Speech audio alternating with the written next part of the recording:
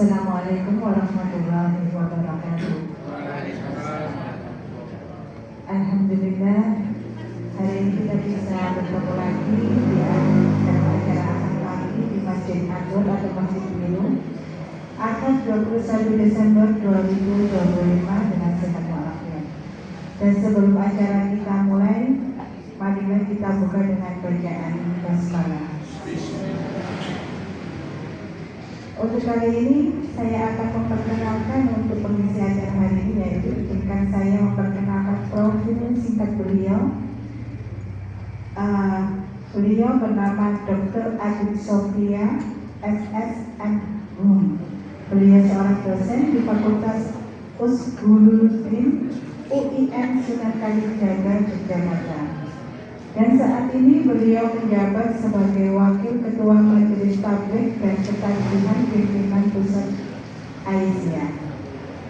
Tanpa saya berpanjang lebar, kepada Ustazah Sofia kami persilakan.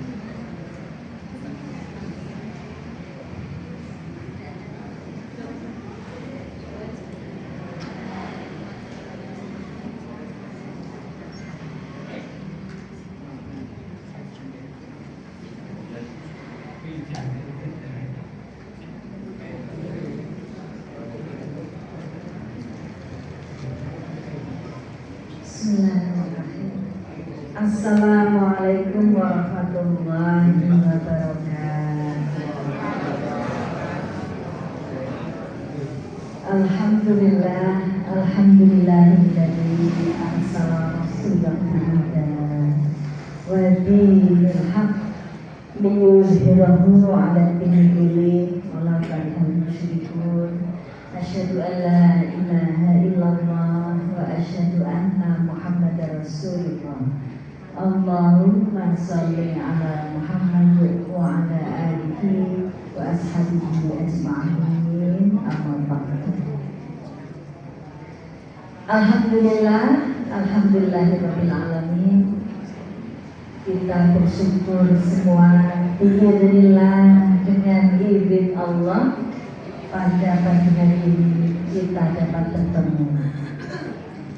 Kalau bukan karena Allah, bapak-bapak, ibu-ibu, mbak-mbak, dan mas-mas sekalian, tentu kita punya sejuta tanggung, 1000 alasan untuk tidak hadir kemarin ya. Mungkin ada keju-keju teman-teman enaknya ngopeni tanduran di rumah karena ahad-ahad santai-santai gitu ya. Tapi karena Allah, biiznillah dengan izin Allah ini tadi membuat badan kita, membuat kaki-kaki kita ringan melangkah untuk hadir ke masjid ini. Saya sudah ke 3 masjid ini di Mojokerto, tadi malam di An-Nur Meri, kemudian baru saja di An-Nur Bromo, sekarang di An-Nur Masjid Biru ya. Nah, ini kalau ada jemaah yang sama yang ngapunten, tema yang di-request oleh panitia satu, yaitu membangun komunikasi keluarga di era disrupsi. Nanti kalau ada yang mengulang, mudah-mudahan saya pinter.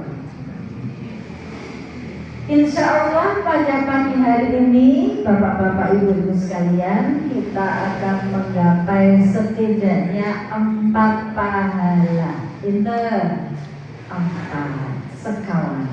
Ini bahasanya apa nih? Bahasa Inggris campur ya? Oh ini ada Inggrisnya.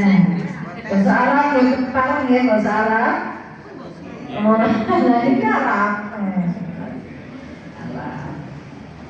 Coba Indonesia mudah-mudahan. Oke ibu-ibu, setidaknya kita menggapai 4 pahala. Ingkang angka setunggal pahala silaturahmi. Silaturahmi pahalanya gede banget. Biasanya penjenengan namun jauh di mata, dekat di WA. Punya WA berapa Pak Bu? Oh banyak. Nah, teman saya tuh cerita ada grupnya 100. Mungkin ada grup pengajian, grup Muhammadiyah, grup Aisyah, grup RT, grup RW, beranak pinak, grup nyonton di sini, nyonton masjid sini, oke pak. SD, SMP, SMA, kuliah, nyonton grup kabeh. Jauh di mata, dekat di WA. Tapi dengan kita ketemu seperti ini, akhirnya kan jadi tak saling tahu satu sama lain. Iya. Iki kok saja ini tindak gluyur-gluyur saiki wis teges insyaallah lebih sehat alhamdulillah. Iki kok guyune ra iso mak plenge saiki iso mak plenge saja wis ra duwe utang alhamdulillah. Kok diamini to Bu? Kadang kok sing dapat beda utang lebih. Oh kakak, semoga yang punya utang segera lunas. Melimpah rezeki, melimpah berkah. Yang di luar juga nominnya kenaikan utang, mudah-mudahan semuanya dikabulkan Allah. Pahala silaturahmi, terus kita jadi saling tahu satu sama lain, jadi dekat di mata, dekat di hati. Bukan jauh di mata, dekat di hati saja, tapi dekat di mata, dekat di hati. Pahala yang kedua adalah pahala talabul ilmi. Nek sing mau pahalanya gede, nek sing iki pahalanya gedeng, saking gedene. Karena orang itu memang punya kewajiban talabul ilmi minal mahdi ilal lahdi, dari buayan sampai ke yang lahat. Tidak boleh berhenti talabul ilmi. Pendidikan itu tidak hanya SD, SMP, SMA, kuliah, tapi harus terus-menerus dicari. Walau di sini sampai ke negeri Cina juga harus dicari. Jauh-jauh ke negeri Cina, di Masjid Biru ini saja ada pengajian setiap hari Ahad ya.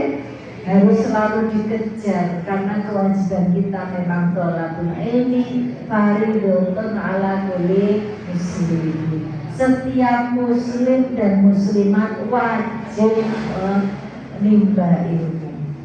Sing jenenge nimba itu falsafahnya tidak hanya mencari, tapi nimba itu beda dengan usaha ya. Harus kudu duwe ember, kudu mangan ben kuat ya. Harus ada alatnya, harus ada airnya yang ditimbun. Jadi perangkatnya untuk nimbun itu memang harus ada usaha. Nah penjenengan karena sudah berusaha, insya Allah pahalanya gede. Engkang Allah tiga pahala memakmurkan masjid. Masjid ini kan tidak simsalabim dan berdiri ya. Kalau di tempat masjid ini berdiri 38. Wow, 38 lebih tua dari bapak saya. Masya Allah, lama banget masjidnya. Tidak simsalabim langsung ada, tapi yang mengusahakan lahannya, mengusahakan bangunannya, merenovasi terus, merawat sehari-hari, golek ke kegiatan, golek ke guru, panggil-panggil jamaah, semuanya kan itu harus ada yang mengupayakan. Kita tinggal hadir ini juga dapat pahala. Karena apa? Kalau pada pagi hari ini nggak ada pengajian, masjid ini sepi, nggak ada manfaatnya. Tapi karena ada pengajian, masjidnya jadi makmur. Kita yang datang memakmurkan masjid dapat pahala insyaallah. Yang terakhir, yang keempat, ada tafsir yang mengatakan yang namanya Baitullah itu nggak hanya yang ada di Mekah, tapi rumah-rumah Allah seperti ini, masjid ini juga rumah Allah. Sehingga siapapun yang datang ke masjid ini adalah tamu-tamu Allah. Penjenengan memuliakan yang hadir dapat pahala memuliakan tamu. Monggo-monggo lenggah ingkang ajeng rumiyin. Nah itu juga memuliakan tamu. Senyum yang enak dengan yang lain memuliakan tamu. Pahalanya juga besar walaupun hanya tersenyum. Tersenyum itu sedekah yang paling indah. paling murah dan paling mudah, ya. Paling indah karena menular. Kalau penjenengan jalan ketun, bersengut, cemberut, pernah-pernah, serta yang buat itu ya, itu menular juga. Saya nanti sampai Jogja sama anak-anak juga jadi cemberut. Tapi kalau penjenengan senyum, melebarkan kebahagiaan sesama kanan kiri ya, maka menular juga. Saya di rumah nanti senyum-senyum sendiri sampai mau tidur senyum-senyum sendiri. Mudah sekarang. Tadi ya indah, mudah karena tinggal tarik saraf senti, 2 senti ke kanan, 2 senti ke kiri bareng ya. Senyum Pak Plengi itu senyum yang simetris ya Pak Bu. Simetris, nggak boleh asimetris. Kalau asimetris hubungi rumah sakit terdekat. Nah, pokoknya harus bisa Pak Plengi membahagiakan yang lain. Gampang banget. Mau indah, mudah, murah. Kalau kecelakaan kan harus pakai biaya tuh. Tapi senyum itu tinggal maklek mau pahalanya sedekah sudah luar biasa. Pahala yang keempat ingin menikah memuliakan kami. Ini baru bersyukur kepada Allah. Kita pagi ini diberi umur lagi, pagi ini diberi nafas lagi, pagi ini diberi detak jantung lagi, sehingga bisa memanfaatkan hari-hari kita dengan penuh kebaikan. Yang kedua, salawat serta salam tak lupa kita tunjukkan kepada junjungan kita Nabi besar Muhammad Sallallahu Alaihi Wasallam. Semoga kita tidak pernah lelah, tidak pernah letih meneladani semua yang telah beliau ajarkan. Karena manusia itu kadang-kadang ada lelah dan letihnya. Iman itu yazid wa yanqus, munggah medun. Jangan lupa pada saat turun imannya segera ingat kita pernah diklaim sebagai pengikutnya Nabi. Mau tidak mau, suka atau tidak suka, kita mengikut apa yang telah Nabi ajarkan. Asyhadu an la ilaha illallah wa asyhadu anna Muhammadar Rasulullah. Sudah pernah diklaim seperti itu. Kalau imannya lagi ngedrop, cepat-cepat ingat orang pareng, karena sudah diklaim sebagai pengikutnya Nabi Muhammad. Apalagi kalau di Muhammadiyah sudah sangat Muhammadiyah, otentiknya harus ikut Nabi. Contohnya pun kalau ikut Nabi, nek badhe sare menika amut. Amut itu berarti mati, ya. Nek badhe sare boten nyekeli HP. Nabi kan sare boten nyekeli HP. Boten ya? Oh boten. Boten salah ya. Nek badhe sare Nabi menika menapa? Al-Ikhlas diwaos ping 3, Al-Falaq diwaos ping 3, An-Nas diwaos ping 3. Botennya kali HP terus HP yang penting ya silaturahmi. Alhamdulillah kancaku kae jaman SMA guru saiki lemu jumlah alhamdulillah niku nggih penting. Tapi nek sampun amut niku HP-ne diselengke. Nek amut niku tegese napa to? Mati. Berarti tidurnya orang Islam itu memang siap-siap mati kok nyegeli HP, ketemunya kali TikToker, ketemunya kali YouTuber, ketemunya kali selebgram, benar ya?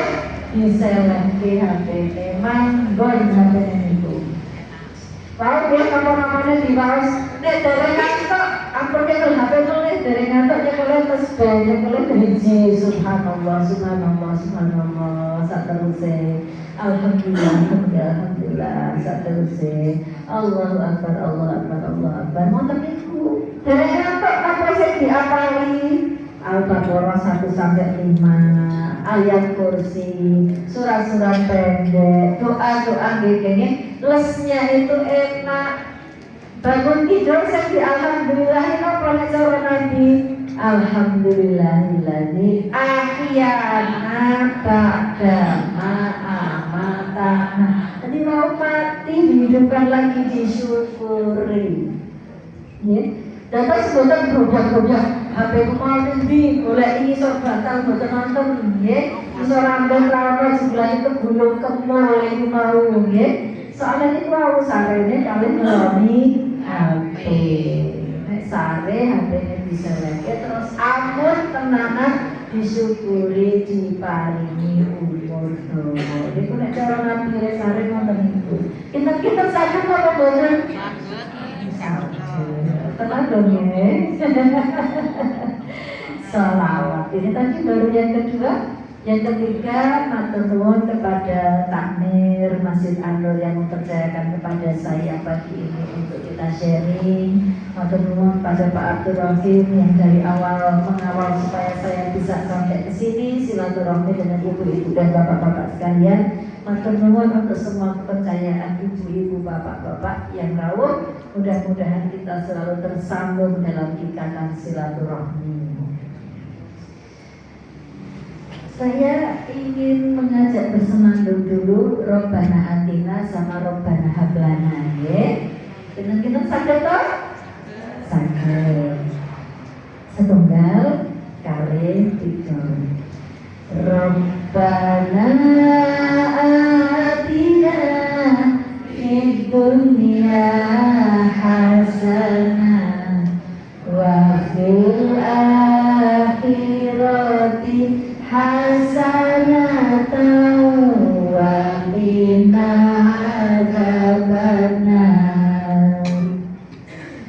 Rabbana hab lana min azwajina wa dhurriyyatina qurrata a'yunin waj'alna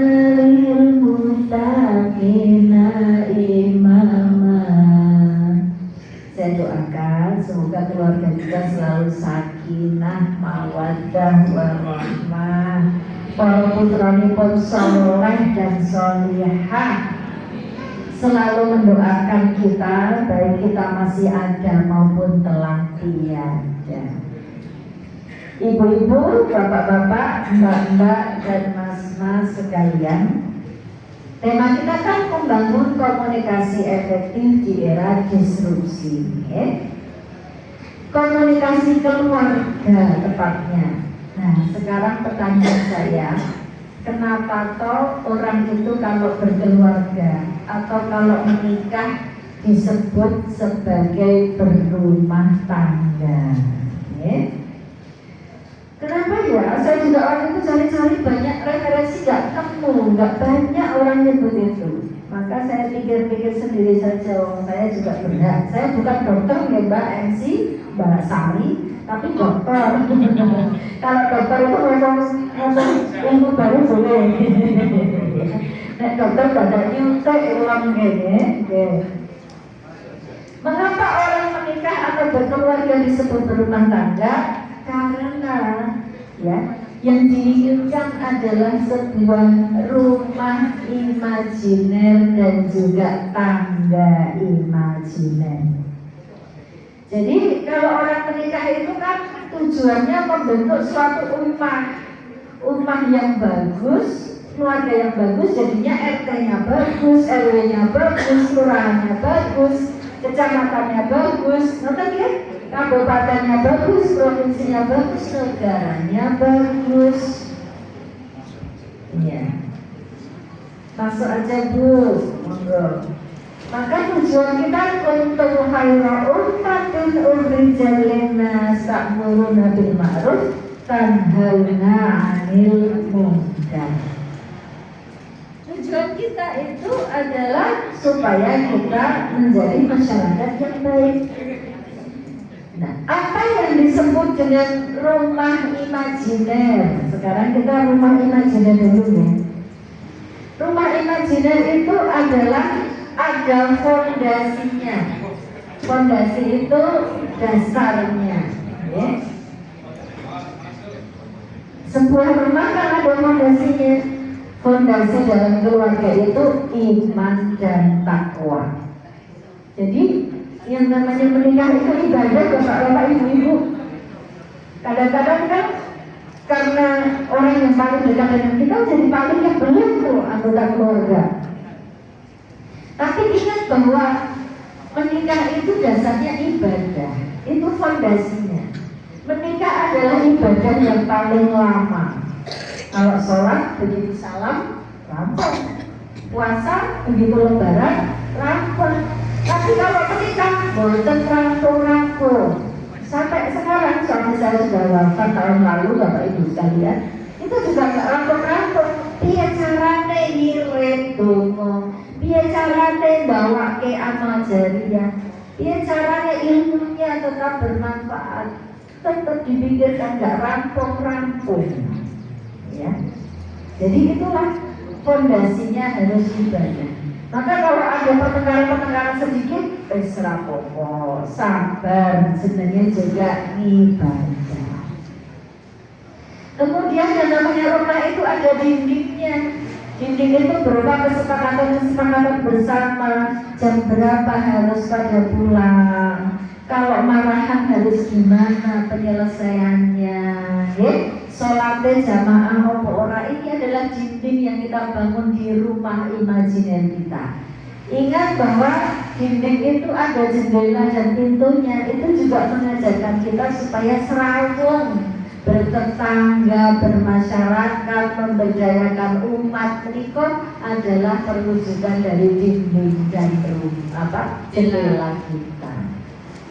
Rumah imajiner juga punya atap. Atap itu adalah tempat berlindung setiap anggota kita untuk selalu pulang. Orang berumah tangga kok orang kainan Bali itu kayak butuh dibatasi. Maka saya selalu bilang juga, kalau ada LDR atau LDM itu harus dibatasi sampai kapan? Misalnya tahun, 10 tahun, ya. Nah, atau misalnya sudah punya tabungan 2 digit, nah, itu harus ada batasnya. Karena apa? Rumah tangga itu intinya gelenak-geleni, jadi tempat curhat, berinteraksi secara emosional. Kalau nyiwol-nyiwol pipi kok pakai video call kan betul sadar, ya? Maka harus juga dibatasi sampai kapan. Rumah sebagai tempat pulang, itu rumah imajiner. Sekarang tangga imajiner juga harus dipikirkan itu. Ya, tangga itu adalah blueprint kehidupan, roadmap kehidupan, tahapan-tahapan kita mau dibawa kemana hubungan kita, kayak judul lagu, mau dibawa kemana hubungan kita, itu harus dipikirkan. Tangga imajiner. Kapan kita masih menerima bantuan dari orang tua? Kapan mau stop dari orang tua? Kapan mau memberi bantuan orang tua, itu dipikirkan. Kapan berusaha siji, kapan berusaha loro, dipikirkan. Kapan dana siji, kapan dana loro, dipikirkan. Kapan orang ngerampung kuliah, kapan orang kuliah itu dipikirkan. Sampai tangga yang terakhir adalah husnul khotimah, itu dipikirkan. Maka kalau keluarga itu tangga-tangganya jelas, salah satu pihak meninggal dunia tetap bisa menjalani dengan mudah karena blueprint kehidupannya sudah tertata. Dan ini yang namanya rumah tangga imajiner. Kenapa orang menikah, orang berkeluarga kok disebut berumah tangga? Karena ada rumah imajinernya dan ada tangga imajinernya. Nah sekarang apa yang dihadapi rumah ini, orang berumah tangga ini di era disruption, di era disrupsi. Era disrupsi ini kenapa kok? Era yang tatanannya berubah, teknologinya berubah, cara-cara hidupnya orang itu berubah. Contohnya, sekarang kita hidupnya multitasking. Nek zaman dia nek masak tok, nek numpak motor tok. Zaman riyen Nek zaman sakniki multitasking itu bisa mengerjakan banyak tugas dalam satu waktu. Umpami numpak motor kalian ngrungokke pengajian, kan sosok dono teniko nggih. Umbah-umbah kalian dodolan online. Saged nggih? Boleh kita melakukan multitasking asal dengan bertanggung jawab. Ampun ngantos sholat kalian nunggu kumon. Ihdinas siratal mustaqim. Itu jalan yang lurus sekolah yo. Tidak bertanggung jawab. Zoom ikut dua-duanya, orang nyambung, orang nyambung. Kadang-kadang malah begitu. Seharusnya kita ini multitasking tapi yang penuh dengan tanggung jawab. Ingkang apa kali itu materialistik. Materialistik menika apa-apa serba benda yang materi. Kan yang dilihat di IG, yang dilihat di TikTok, semuanya serba indah, serba bagus. Maka orang zaman now itu fisik itu penting, penampilan itu penting, materi itu penting. Penelitian mahasiswa kula di berbagai pondok pesantren sekarang pondok-pondok pesantren santri-santrinya yang bawa HP itu kehidupannya hedonis juga. Kalau dulu percakapannya sudah murojaah apa hari ini ya? Kalau sekarang percakapannya sudah check out apa dari Shopee. Sebentar-sebentar satpam pondoknya menerima paket itu, karena orang belanja-belanji. Zaman dulu bajunya biru, kudungnya hijau, nggak apa-apa. Zaman sekarang kudu peci banget kan? Sing jenenge wajah kayak zaman biyen lho, sakane nek sakniko skincare-an. Skincare. Yang tampak di sosmed harus yang bagus-bagus kehidupan materialistik. Maka tugas kita nanti memberitahukan bahwa materi itu bukan yang paling penting itu ibadah, pendidikan, ngamal soleh dan sebagainya. Jangan ngepengke persoalan materi saja. Ingkang ketiga, cara orang menerima informasi itu instan dan hybrid. Instan itu artinya cepet-cepetan. Golek apa-apa, browsing, tanya sama Mbah Google.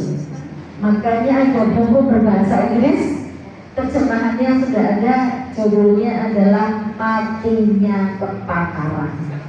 Pakar-pakar mau mati, soalnya apa? Takonnya kalau Mbah Google kali AI. Padahal belum tentu terverifikasi, tergantung siapa yang duluan input data. Maka kita harus memvalidasi dulu apakah itu benar atau tidak. Bang Google kok ceneng-ceneng sebelah temen mawon ini napa nggih takone, padahal gejalanya beda, belum tentu jawaban Bang Google itu valid. Hybrid itu campur. Ustadznya jadi banyak sekali nggih. Kadang-kadang memilih yang menguntungkan saja. Posone mulainya melu Ustadz sopo, botone melune Ustadz sopo, kan betul nggih? Ya. Wah ini aku terbentukkan sekali ikut Aisyah Dahlan. Ikut nanti dalam hal tertentu ikut Aisyah Dahlan. Dalam hal tertentu lagi ikut Mama Dede. Kan bisa. Padahal ada yang berseberangan juga kadang-kadang antara neuroscience sama penjelasan Mama Dede. Tapi boleh sih, kebanyakan boleh asal kita pikirkan. Critical thinkingnya harus jalan. Yang mana ya yang cocok sama ideologiku, yang mana yang cocok untuk kehidupanku dan sebagainya. Jadi ustadznya banyak, hybrid boleh, asal critical thinkingnya, cara berpikir kritisnya tetap harus dipakai. Ini era zaman now.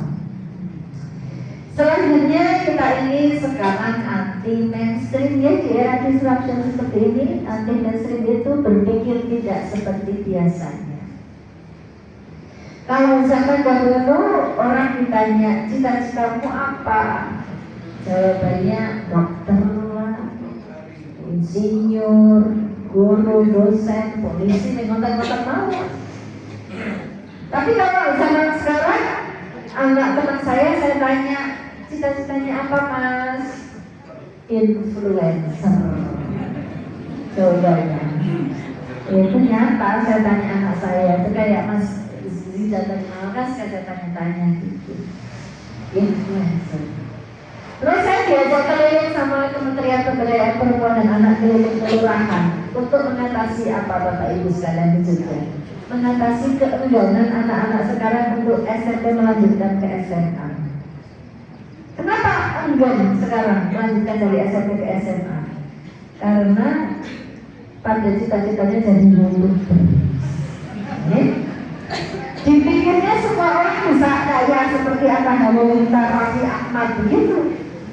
Padahal tidak semua YouTuber itu seperti itu. Ada yang keok juga lagi mulai di pertengahan, kemudian rugi, kemudian ditinggalkan followernya, subscribernya banyak. Maka gimana caranya supaya kita sekarang kemudian membuat anak-anak zaman now ini dalam ya, biar tidak selalu menggantungkan pada kehidupan sosial media yang berubah dengan cepat seperti itu. Tapi juga sambil kita tidak boleh terlalu pesimis. Ada ibu-ibu yang nangis juga ke saya, Bu, anak saya itu loh Bu, cita-citanya kok aneh, apa Bu? Jadi master chef, karena tontonannya master chef ya nggak apa-apa, master chef itu bagus kok Bu, didorong aja biar jadi profesional. Nanti kalau profesional itu wah betul-betul membutuhkan. Kalau dia nambahin jadi ahli gizi di rumah sakit juga bagus kan gitu, didorong lawan. Kita juga tidak boleh berpikir bahwa itu negatif semuanya ya. Ada juga itu yang aduh anakku kok senengnya gambar ya. Padahal dia itu bisa jualan uangnya sampai puluhan juta tabungannya, jualan gambarnya lewat toko online yang beli itu orang-orang luar negeri. Jadi uangnya banyak dari jualan gambar itu. Makanya kita juga wawasannya harus luas. Sepanjang tidak membuat kehidupan mereka lebih buruk, kita dorong ya. Iman Islamnya terjaga, kita dorong. Tapi jangan sampai tinggal ke sekolah, tinggal ke gaman untuk dia hidup lebih baik. Itu tentang anti mainstream. Yang berikutnya yang menjadi penyakit kita semua, gadget addict. Gadget addict ini kan kecanduan HP. Mau tidur HP, bangun tidur digoleki HP, mau HP itu mau nanti kan itu ya. Mau masuk kamar mandi nggak tadi kali HP. Kalau di kamar mandi suwi banget soalnya kalian bawa HP ini. Kecemplung kamar mandi bareng kadang-kadang itu ya. Nomor-nomor HP. Bu Adin, sebentar ya, aku telat rapatnya ya. Apa kita nggak jadi rapat aja? Aku mau ngambil separuh nyawaku carry. Separuh nyawa itu HP itu. Itulah kehidupan kita. Maka sampai ada orang-orang yang diterapi, kenapa nek betul pegang HP tulisan? Seperti orang yang sakau mau HP mau nanti. Anak-anak kecil tantrum kalau nggak boleh main game dari tabletnya. Itu banyak kejadian-kejadian. Makanya sakit dilatih. Kadang-kadang HP ini pun diselengke. Kita melakukan aktivitas yang lain bukan saya nyekeli HP. Ini sejak malam saya nggak nyekeli HP, nggak bawa charger, nggak apa-apa. Saya orang yang paling seneng ketinggalan HP-nya. Terus paling sering ketinggalan HP-nya. Nggak apa-apa. Dibaca sama anak-anak, dibaca sama suami, tidak ada yang rahasia. Jadi tidak tinggal itu betul-betul kok gak ini. Karena memang semuanya ditata dengan enak. Tadi bapak-bapak yang suka deg-degan. Bapak-bapak yang suka deg-degan ya bukan kami nanya. Dia kamu kan buat salah. Di dalam kehidupan kehidupan kita berkeluarga, bapak-bapak dan ibu-ibu sekalian, Rasul itu tidak pernah ngegas. Tidak pernah menapa? Ngegas. Jadi Hasan Husain naik di pundaknya sini, pas lagi sholat, mboten napa-napa, senyum, nggak pernah ngegas. Ada sahabat Nabi yang suka menjelek-jelekkan Nabi, malah karena dia buta disuapin sama Nabi. Ketika Nabi bapak dia nanya, kok yang nyuapin aku tadi nggak pernah mau lagi ya? Gitu. Karena yang nyuapin kamu itu Nabi yang sering kamu jelek-jelekan itu. Nabi nggak pernah ngegas. Kenapa? Karena Nabi itu memang diturunkan untuk membawa rahmat, kasih sayang pada semua orang. Wa ma arsalnaka illa rahmatan lil alamin. Maka orang zaman dulu kalau nyuruh anaknya sholat itu juga nggak ngegas, ya. Orang zaman dahulu nyuruh anaknya sholat pakai hidung seperti ini, kira-kira bisa atau tidak ya ibu-ibu, bapak-bapak, mas-mas, mbak-mbak di sini. Saya contohin ya. Ini boleh diminum. Tak, belum nyanyi saya tak ngerti.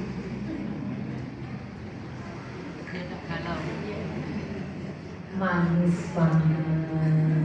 Cocok saya kan kurang gula saya orangnya. Wayahe turu ke pati, manu wis padha tangi, rame kapiasi ngaguke asmane Gusti. Cici cuwe, cici cuwe, dede pilung, dede pilung. No, sakniki kalian putrane wedok ngenten iki. Esok uduk gunung katon gunung kendo ojo ngantuk kae azane wis nyeluk. Allahu Akbar, Allahu Akbar, Allahu Akbar, Allahu Akbar. Ada putrane kakon yang iki. Sisih wetan bang nerawang, ojo padha ongkang-ongkang, kakang menyamplung bang sesuci tuli sembahyang. Allahu Akbar, Allahu Akbar, Allahu Akbar, Allahu Akbar. Ngoten itu mboten sah bengok-bengok. Salat. Nek ra salat tak nanti ra tak. Mboten kuwi. Malah kurang lagi ini Pak, pada tiga ini. Tapi ingat ya bahwa kita boleh kok dengan gak lagu-lagu ya. Tapi Al-Quran memberikan rambu-rambu ud'u ila sabili rabbika bil hikmah wal mau'izatil hasanah. Jadi kalau menyeru kebaikan kepada anggota keluarga kita atau kepada orang lain harus dengan hikmah. Hikmah menikah bijaksana. Bijaksana itu berarti gak hanya di sana, tapi bijak sini, bijak situ, bijak kemana-mana. Ya. Maksudnya berhikmah itu dengan penuh pertimbangan. Kira-kira dia lagi ngantuk apa ora, lagi lapar atau enggak, lagi capek atau enggak, supaya efektif yang kita sampaikan. Kalau di kuliah saya, ini ikut kuliah saya ya, itu ada istilah saya kalau bilang ke mahasiswa, kalau ngomong harus pertimbangkan who speak what language to whom and when. Harus ingat aku ini ngomong sebagai siapa, omongannya gimana, Diterimakan kepada siapa and when, waktunya kapan. Jadi perlu pertimbangan, bil hikmah, ya. Buatan asal ngomong itu. Terus wal ma'idhatul hasanah, yang disampaikan yang hasanah mawon, yang baik-baik saja, penuh dengan mau'izah, nasihat yang baik. Tapi Bu Adi, ada teman saya yang suka nyinyir, julider, ribah, ya. Itu orang nggak boleh dikandani, boleh, tapi baca ayatnya itu diteruskan. Wajadilhum billati ya ahsan, ya, yaitu apa? Berjidal, berdebat dengan mereka boleh, berdiskusi keras boleh, asal dengan cara-cara yang ahsan saja, yang baik-baik saja. Indikatornya baik itu apa? Al-Hujurat ayat 11, ayat anti-bullying namanya. Apa indikatornya biar kita ahsan saja bicara ke orang? La yashor, tidak boleh merendahkan. Misalnya ada penjual teh, ya, jangan ngomong jual teh, gitu ya. Tapi kita sampaikan yang baik. La yashor, jangan merendahkan. La talmizu wa la tanabazu, jangan memanggil dengan panggilan yang buruk dan jangan mengolok-olok. Misalnya apa? Pendek, sini kamu, nah, nggak boleh, ya. Sini cahewek, mau bareng, ya. Anak haram, gitu ya, nggak boleh juga, karena kita anti merendahkan orang. Semua orang itu kebutuhannya dihargai, tidak boleh dipanggil dengan panggilan yang buruk. Kalau mau memberikan kritik harus dengan cara berhadapan sendiri, face to face. Tidak boleh kita mengkritik di depan orang, karena bukan kontennya yang kadang-kadang salah, tapi timingnya, situasi dan kondisinya yang tidak pas. Nah, itu cara orang zaman dahulu. Ibu-ibu, bapak-bapak yang dirahmati Allah, kebetulan di tahun 2016 itu keluarga saya Sakbraya dapat penghargaan dari Menteri Agama menjadi keluarga Sakinah Teladan Nasional. Pada waktu itu yang mengajukan Pak Lurah, terus kita menang di tingkat kecamatan, kabupaten menang lagi, provinsi menang lagi, sampai terakhir di Jakarta. Nah, waktu memberikan hadiah itu, Pak Menteri bertanya, Pak Menteri Agama bertanya, Bapak Ibu, gitu ya, karena yang berangkat ke Jakarta, walaupun yang diseleksi para putra, para mantu, para wayah, yang diseleksi itu, tapi yang berangkat ke Jakarta cuma Bapak Ibu yang menerima pada Pak hadiah dari Pak Menteri. Kita Sakbraya kira dari kapan koroni tekong. Nah, apa resepnya Bapak Ibu kok bisa jadi keluarga Sakinah Teladan Nasional? Pak Menteri tanya begitu. Orang tua saya jawabnya bukan cara Inggris, jawabnya bukan cara sing daki-daki, tapi menjawab dengan falsafah Jawa. Menikah Pak Menteri, ini resep dari Bapak Ibu pulang, Bapak Ibu dari Bapak Ibunya lagi, terus menerus sebelum-sebelumnya. Resepnya adalah guci, lengo, kayu, gapuk. Jadi saya berikan sebagai modal keluarga kita menghadapi era disrupsi yang demikian berbeda, tapi masih relevan untuk kita pakai dalam kehidupan kita. Guci, lengo, kayu, gapuk, ya. Untuk yang dari atur mana-mana silahkan siaran ulang. Kalau yang tadi banyak yang tidak siaran ulang, ya. Tadi nggak tahu apa yang sebelumnya beda lagi tadi yang saya sampaikan. Pengembangan aja, melihat wajah berbeda. Lihat ini ya berbeda. Kunci menikah tegesipun lugu dan suci. Ya. Lugu itu tidak seperti anak zaman now kalau ngomong lugu. Lugu zaman now kan artinya bodoh. Lugu banget sih lo. Nonton nek zaman now, nek zaman dulu lugu menika tegesipun bares, ngomong apa anane, ngomong apa adanya. Jadi pada anggota keluarga kita tuh nggak ada yang ditutup-tutupi seperti tadi. HP saya tuh kalau carry ya nggak apa-apa. Suami saya mau baca, mau apa, semuanya enak. Suami saya mau ronda, mau pengajian, mau apa, kadang ketinggalan HP juga, nggak apa-apa, saling tahu. Ya, itu lugu, ngomong apa. Terus kalau misalnya ibu, kagungan, ageman, baju kok bagus banget, ditanya sama bapak, Ma, bajunya bagus banget, harganya berapa, Ma?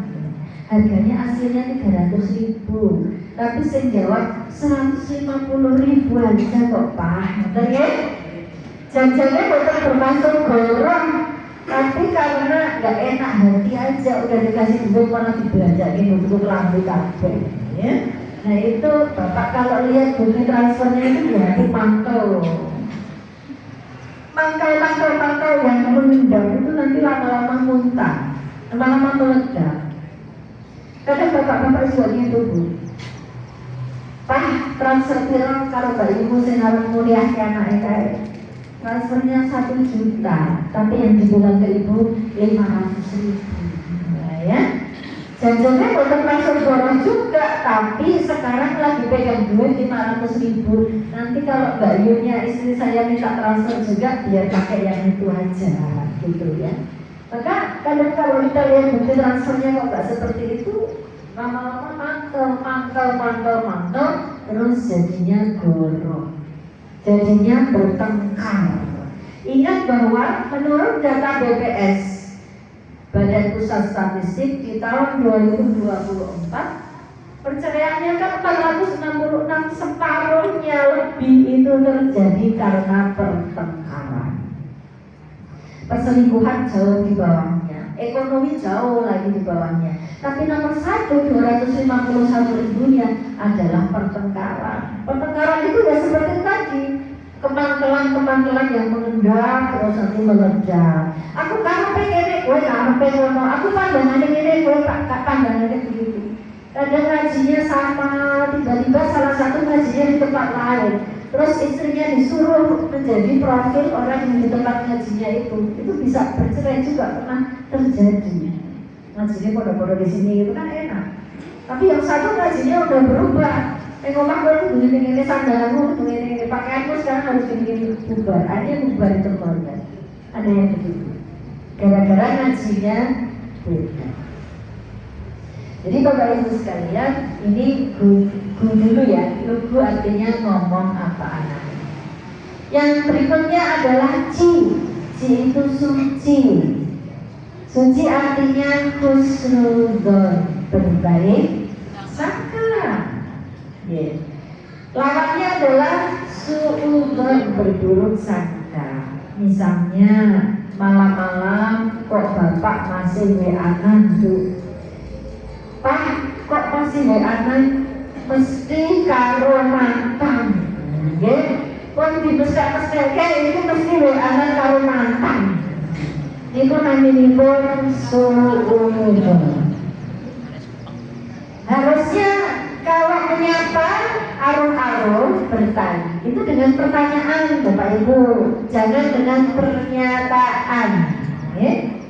Misalnya anak saya lagi lewat kok cemberut, desemur, jelek-ketut, merengkut, ut-ut, jamprut, ut-ut kabeh istilahnya. Lah itu pertanyaan, jangan pernyataan. Nah pernyataan rai jegamu wae itu pernyataan, gak enak diterimanya. Tapi kalau pertanyaan, ada kesempatan lawan bicara kita menjelaskan, kenapa sih wajahmu gak seperti biasanya? Ini rumah uangku jatuh dari tadi itu gak ketemu, bikin bete aja. Kan enak dia menjelaskan, oh bete-nya karena uangnya hilang. Bapak tadi sudah bilang,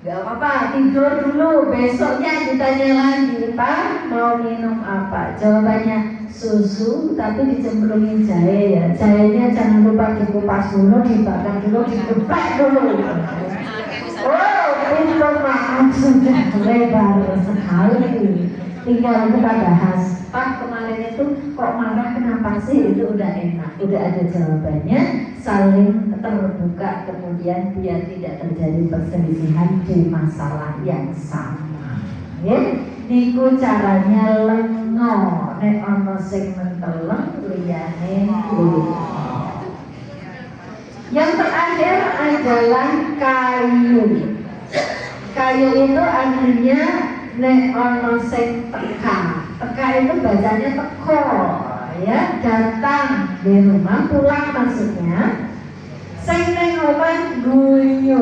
Guyu itu artinya tersenyum. Baiti jannati. Jadi rumah itu fungsi rekreatifnya berjalan gitu, ya. Jadi assalamualaikum. Saya sarankan yang di rumah jawabannya harus lebih alay daripada yang masuk. Waalaikumsalam, gitu ya. Jadi kan enak ditunggu-tunggu kayaknya ya. Enak masuk, makanya waktu suami saya wafat itu Bapak Ibu sekalian, tahun lalu suami saya wafat. Anak-anak kalau ingat dan nangis itu sore hari. Mesti kalau nangis itu pada sore hari. Ingat bapaknya itu alay banget kalau anak-anaknya pada datang. Anak-anak sekarang kan sibuk banget ya. Yang SMA itu las-les, yang kuliah, nyebut kegiatan IMM, nonton ngurusi IPM, macam-macam. Pulangnya itu lebih duluan orang tua daripada anak-anak. Makanya suami saya itu orang yang paling alay kalau nyambut anak-anak. Anak-anak kalau nangis itu sore hari. Ingat bapak. Itu kayu bayi jannati. Nek ono sing teko sing ning omah guyu. Selanjutnya gapuk.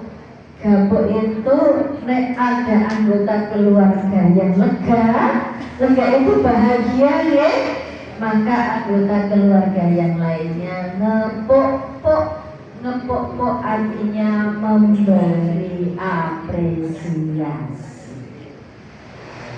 Mah, gajiku mundak mah, sama cerita. Mundak piro mah? 100.000. Aku 100.000 dapat juta-juta kan? Soalnya 100.000 juta kan berhubungi bermain langsung entak. Nipa itu besok lagi nggak mau cerita apapun sama istrinya. Bojone kalau macan. Macan tadi. Ibu lucu kalau nanggepin. Jadi apa yang harus kita sampaikan? Alhamdulillah Pak, insya Allah berkah. Ini didongake. Boten sama nggih Ibu. Alhamdulillah Pak, mung 100.000 insya Allah berkah. Boten sama nggih. Itu tetap ada siletnya. Bapak nih nonton.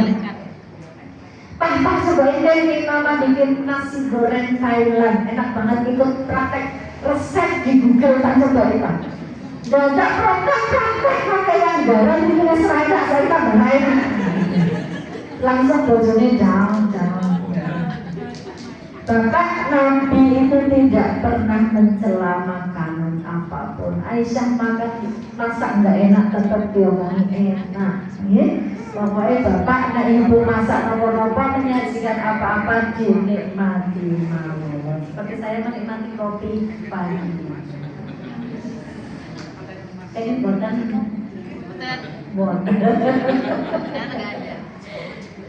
Putranya iso ngoten. Mama papa, ini nilai bahasa Inggrisku 80. Pun pede banget soalnya koncone bahasa Sunda ini. Kalau bapak ibu malah bisa menang. Iya Pak, Mas Dito kita sabudin lah belaga itu diajari sabudin lah tetap gak satu saya kapan? Putranya langsung ya, langsung minggir sok meneh, tidak menjadikan bapak ibu sebagai tempat cerita apapun. Jaraknya terus menjauh, nggak bisa deket sama bapak ibunya.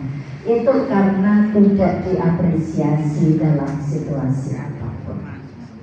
masih banyak yang saya siapkan. Ya, kadang-kadang di masjid apa keluarnya yang ini, di masjid apa keluarnya yang itu. Ya. Nanti sesuai kebutuhan jamaah mau tanya apa, monggo. Jatah saya sampai jam 7.15. Tadi saya sudah janji jam 7 selesai koma dulu. Nanti kalau tidak ada baru kita lanjutkan. Apakah ada pertanyaan atau pertanyaan? Dipersilahkan. Sepertinya ini banyak yang bertanya kata saya. Oh, apakah iya kita buktikan Mbak Sari? Sudah ada ringan, monggo yang ada yang ingin ditanyakan, Ibu, Bapak, monggo. Oh, enggak ada kan? Oh, Ibu, monggo. Oh, Anak tadi, Bu. anak tadi udah curhat di depan ya tadi. Ya. Sebenarnya udah curhat. Curhat apa? Ya, yang disuruh sholatnya itu sulit banget. Jika saya doakan sudah, pokoknya segala cara sudah telat, turunnya sudah telat, ya masih belum Bisa. keinginannya sendiri. Masih harus disuruh-suruh dioprak-oprak ini. Ya. Baik, langsung kita ngetik tak Sari? Langsung tidak apa ada. Ya langsung aja nanti tidak lupa ya. Oke. Bu Sinten asmanipun? Bu Siti, ya Allah punya banyak saudara seluruh dunia guys. Ibu Siti, ya. Ibu Siti kandungan Petrot Tito ujungnya. Yang satu harus minta dioprak-oprak terus ya. Sudah ditunggangi, disolati di sholat sebelahnya ya. Itu saja kok tidak bergerak itu bisa menjadi ujian buat kita, menambah pahala kita setiap hari, pahala sabar tambah, setiap hari tambah pahala oprak-oprak, dorong-dorong. Siapa tahu justru disitulah pahala penjalanan itu diplot. Setiap orang kan punya plot, ini pahalanya golek rezeki. Ya, ini pahalanya didapat dari berusaha membangun masjid. Ini pahalanya begini-begini, so ditangkap. Kebetulan ibu pahala sabarnya, pahala usahanya mendidik anak lewat putranya ditampi mampu dengan usaha terus-menerus.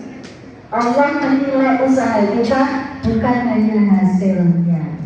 Sabar ya Bu, sambil ibu bapak sekalian mempraktikkan. Ada kata-kata kita itu yang membuat anggota keluarga kita itu semakin erat, membuat orang lain di sekitar kita juga semakin senang. Resep dari Al-Quran itu bersama Malaka. Saya berikan jembatan dulu seperti kecil lalu kayu kapuk biar mudah diingat. Al-Quran mengajarkan 6 hal biar kita itu perkataannya bagus dengan semuanya. Kalau perkataannya bagus, orang tuh nempel sama kita, melekat dengan kita.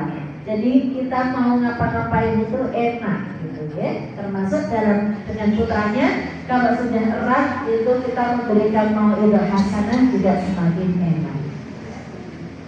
Bersama Malaka balighun sadidan ma'rufan maisuran layyinan kalian kalimat. Bagian perkataannya yang begitu biar menyentuh jiwa-jiwa orang di sekitar kita. Ingkang apa setunggal qaulan balighun. Qaulan balighun itu perkataan yang menyentuh jiwa, kena di jiwa. Jadi orang Islam itu nggak boleh ngomongnya seperti kentut. Kalau kentut itu kan yang penting keluar dari tempat kita, lego, enak. Ya toh? Ada orang yang begitu. Yang penting aku nesu-nesu, muni-muni, lego saka atiku, bon arep kowe nesu meneh sakarmu masa bodoh. Kan ada begitu. Nggak boleh. Al-Quran mengajarkan qaulan balighun. Kalau bicara harus yang efektif, enak diterima di pikiran dan hati orang yang kita ajak bicara. Jadi harus memikirkan tadi seperti cara Inggris tahu, who speak what language to whom and when. Tekan apa orang itu harus kita perhatikan. Namanya apa? Qaulan baligh. Harus sampai. Yang kedua, qaulan sadidan. Qaulan sadidan itu perkataan yang benar. Kadang-kadang kita ngomong tapi perkataannya cari di Google belum terverifikasi. Di grup-grup kita ya, mungkin di grup masjid, di grup apa, seringkali ada yang share tapi belum baca. Oh Pak, ini kok kayaknya beritanya nggak bener. Oh apa? Aku belum baca tuh. Padahal yang share, apa belum terima. Betul nonton ya, insya Allah. Jadi kadang-kadang yang hoax belum terverifikasi, belum valid sudah di-share. Itu yang kadang membuat fitnah, membuat orang lain jadi nggak enak, jadi gibah berkepanjangan. Jadi nggak bisa dekat sama kita karena hati ini pernah dilukai. Nah, jadi kalau ngendikan yang sadidan. Begini mulai sekolah orang langsung pulang ya. Mesti makan di warung ini yo, apa yang ngerti yo, sebab kancamu. Padahal temennya salah lihat. Itu kan jadi anak merasa mama ternyata lebih percaya sama temenku daripada percaya sama aku. Kan? Jadi hubungannya renggang sama putranya. Jadi harus yang qaulan sadidan, perkataan yang benar. Yang ketiga, qaulan ma'rufan, itu perkataan yang ma'ruf saja. Ma'ruf tegesipun saya mawon. Bocah jangan diseneni pakai kebun-kebun binatang ya. Nanti mereka jadi nggak terasa dihargai. Tadi la talmizu la tanabazu, yang awalnya la yashor, nggak boleh merendahkan, nggak boleh memanggil dengan panggilan yang buruk, nggak boleh mengolok-olok ya. Itu ada tetangga suami saya itu di Purwokerto sana yang putranya depresi karena apa?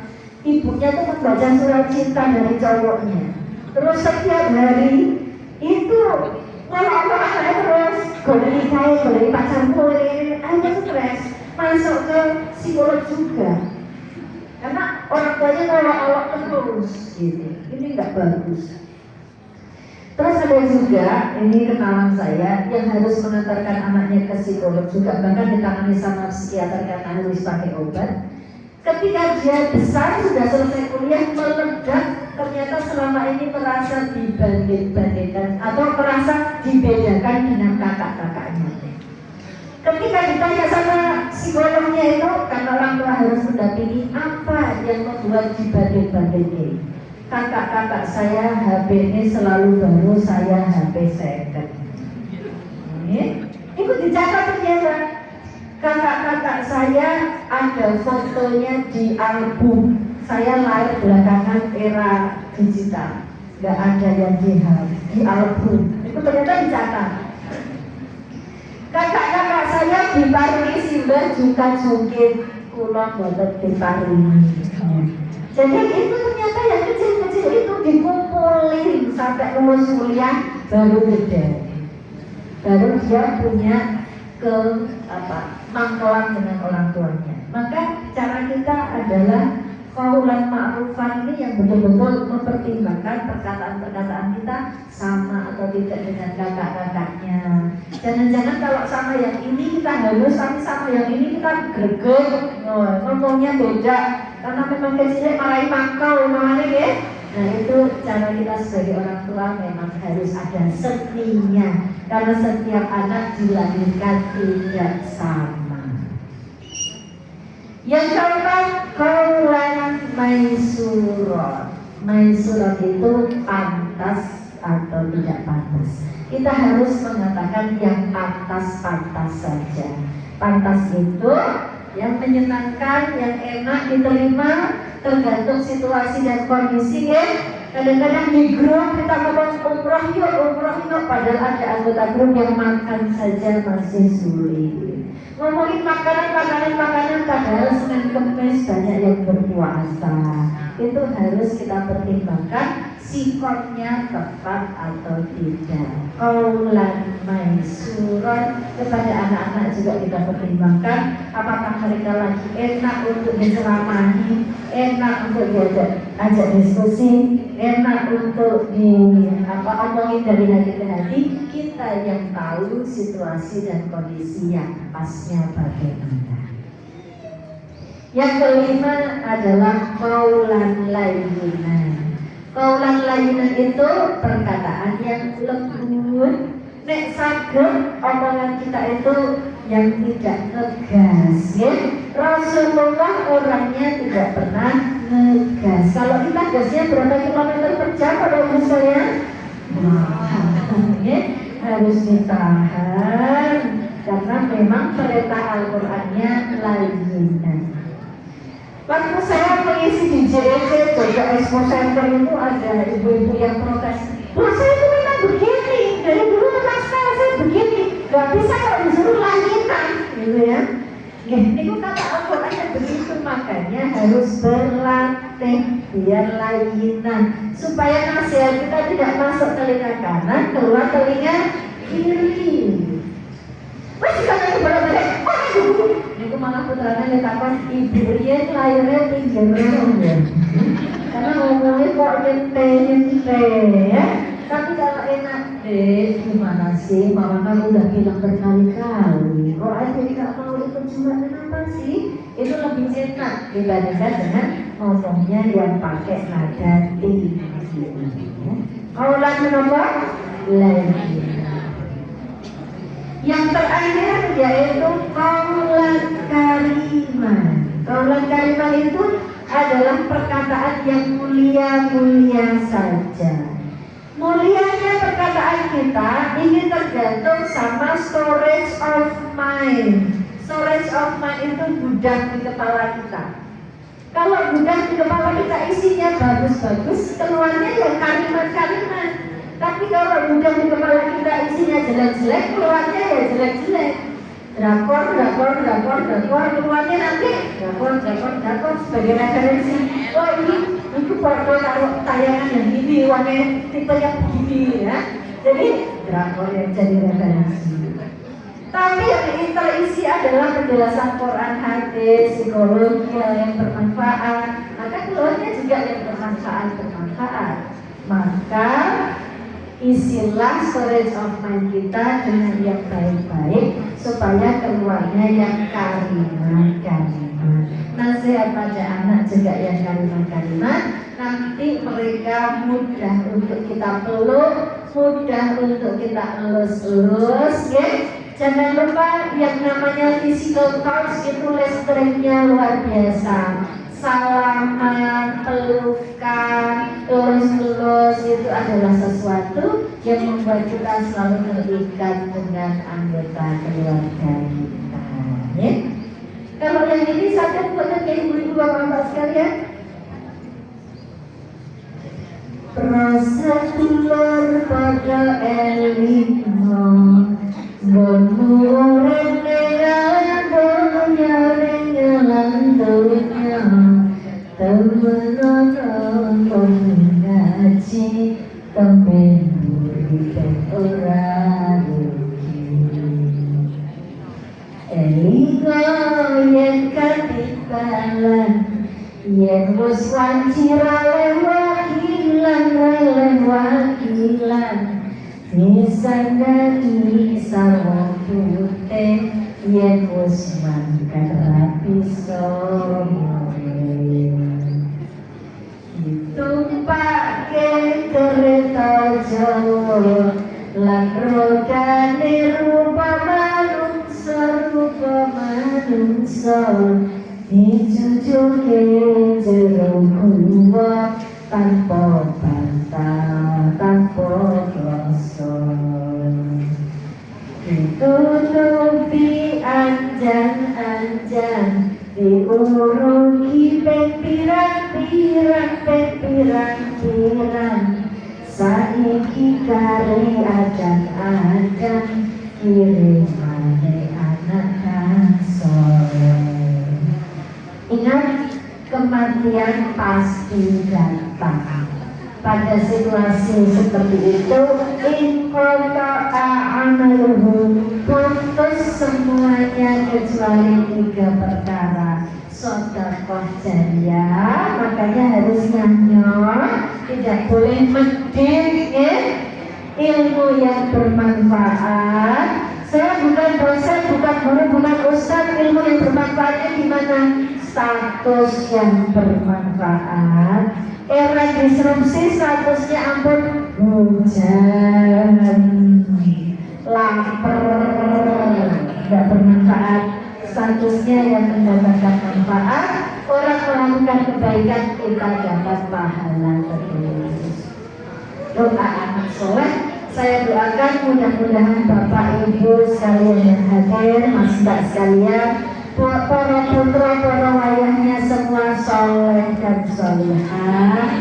Kita nanti diwafatkan dalam keadaan telah bertaubat, diwafatkan dalam keadaan tertutup aib-aib kita, diwafatkan dalam keadaan telah berserah diri, diwafatkan dalam keadaan husnul khotimah. Cekap semanten atur kula menawi wonten dalagan suwun atur kersa para rawuh nglebaraken sih pangapunten.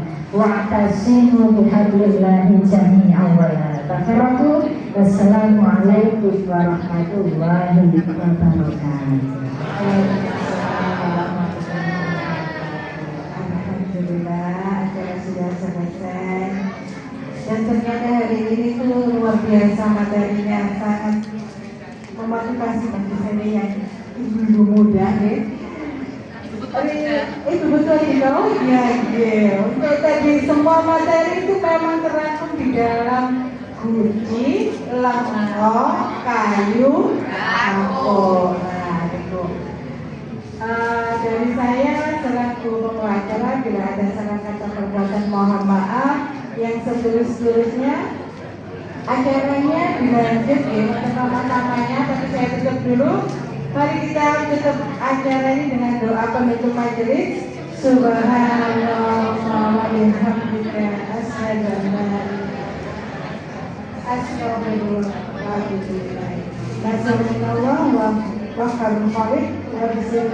Wassalamualaikum warahmatullahi wabarakatuh.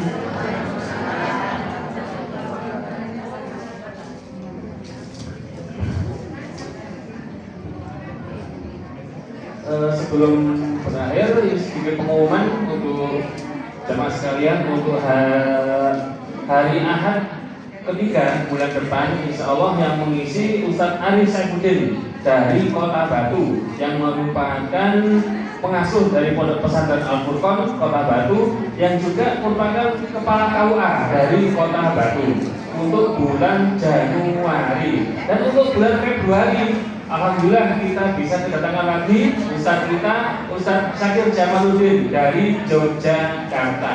Nah, itu sedikit informasi. Untuk Ustazah, saya juga punya singkatan yang menarik, Ustaz.